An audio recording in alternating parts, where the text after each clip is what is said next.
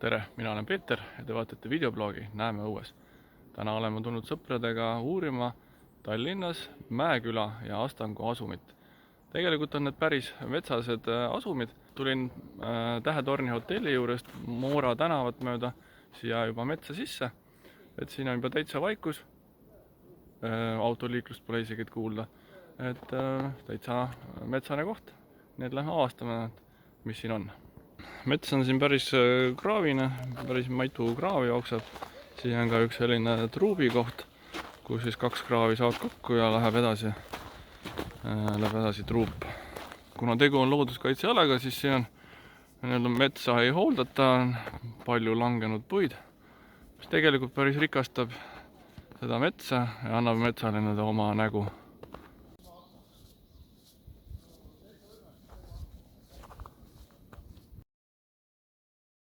Jõudsime õpiringi kivideni.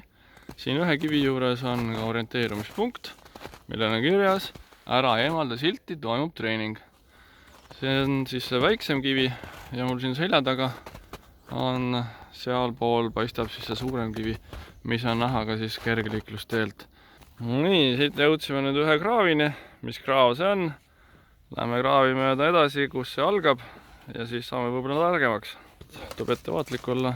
Vasakul pool, kus päike nii palju ei paista, on jäisem. Paremal pool on rohkem ära sulanud. Aga kraav ise on massiivne korralik. Siia tuleb nüüd sisse Järveotsa oja ja paneb siis mööda seda kraavi, kust me praegu tulime. Läheb siit edasi. Järveotsa oja tuleb siis Harku rabast.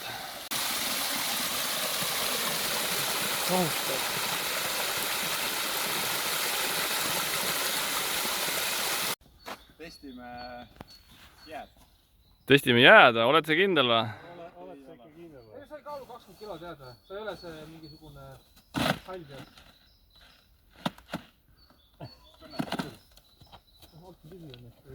Nii, siin on üks hargnemine. Sõber Mihkel suutis selle ilusti ületada. Paneme siit edasi. Ja eks see siis paistab, aga siin on korralik kolossaalne kraavisüsteem siin, et siin on ka veel mingi laiend. Eks see siis paistab, kuhu me välja jõuame. Nii, siin nüüd teeb kraav jälle 90-kraadise pöörde sinnapoole, aga mis siis vaatab vastassuunas on tegelikult näha see Mustamäe Utilitase keskküttekorsten. Nii et üks väike maamärk siin näha. Nii, hakkame nüüd jõudma selle kraavi lõppu. Siin on nüüd paigutatakse septikuid või mis iganes asju siin on ja jõuamegi kohe Rehelepa elurajooni ehituseni. Tulevane ristmik. Te olete ka ära eksinud siia? Ei, me teame iga nivi siin. Aha. Juba 50 aastat peaaegu siin käib. Aga mis siin tuleb siis? See, ei no ta Hõbemetsaga vist ühendatakse lõpuks ära. Seal mis tuleb selle otse need teed, mis lähevad Pääsküla ja sinna kanti. Aga siin tuleb kõik, see on täis neid kraave. Nii et siia tuleb mingisugune elamurajoon, võetakse pärast puud maha ja... No siin oli paar talu ja mingi Loigu talu, ma vist vaatasin vanakaardi... Lõigu. Lõigu või? Lõigu ja järgmine on Udina. Udina talu, jaa. 2 Udinat on seal, nad vennad jagasid pooleks. Aga mis ajani need talud siin olid? See oli... No see tagumine on nüüd praegu ainuke säilib, eks? Aha. See, mis on... Seal elab mingisugune, ma ei tea, kes vennana, igal juhul kalkurid kasvatati seal ja praegu on 2 lammast seal hoovi peal. Niimoodi. Aga seal edasi oli niisugune nali, et oli 2 Udina talu ja Tallinnas, kui pommitamine oli, tõi kõik oma varanduse sinna ja just selle talu pihta sai. Siit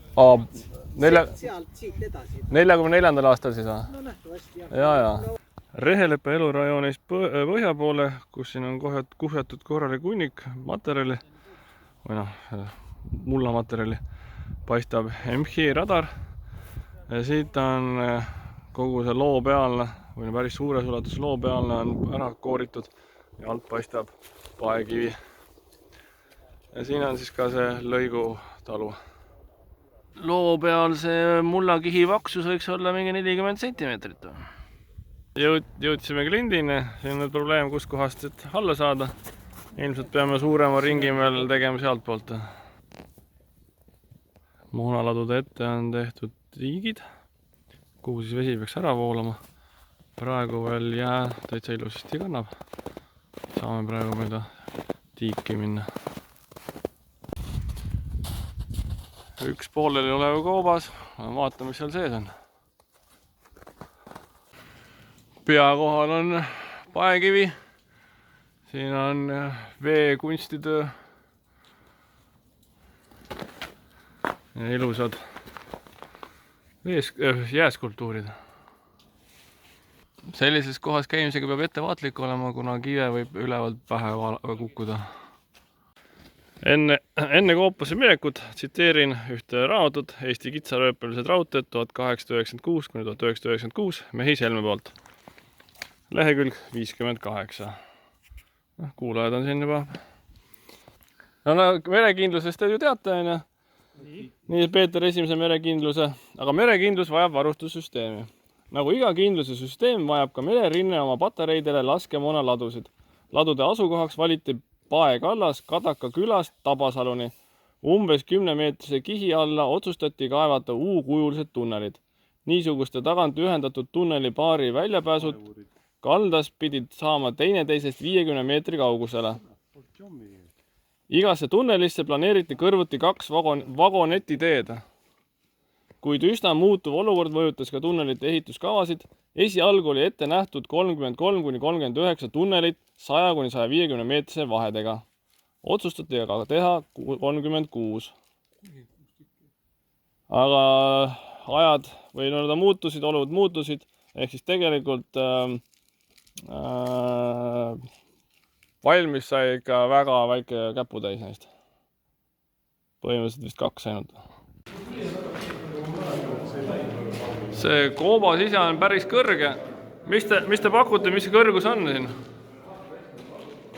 See on mingi 5 meetrit kõrge vist on? Mina olen 1,8 meetrit, ma arvan, et on rohkem 5 meetrit. Klindi all on ka sellised kasarmumajad.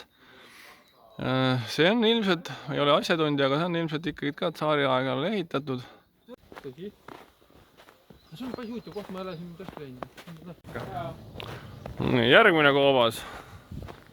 Tõenäoliselt sarnane eelmisega.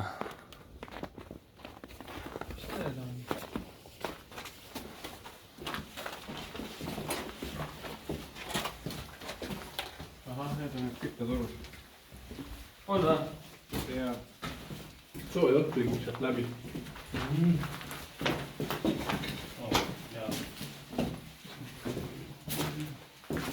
See on kehvemaks konditsiooniks.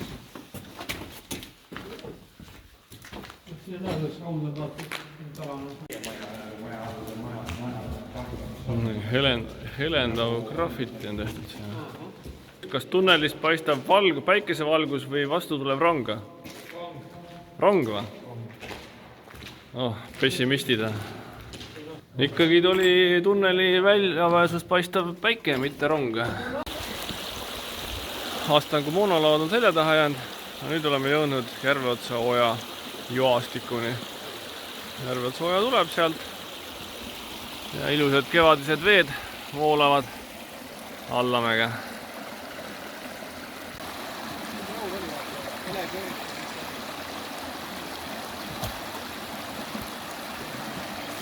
Astangul on ju vana Vene sõjaväeosaga, millel on palju sellised valliga piiratuid hooneid. Kasutati neid laskemoona või mingi muu kasarmutena, ei oskagi täpselt öelda. Aga siin alal võib selliseid valle päris palju lähe.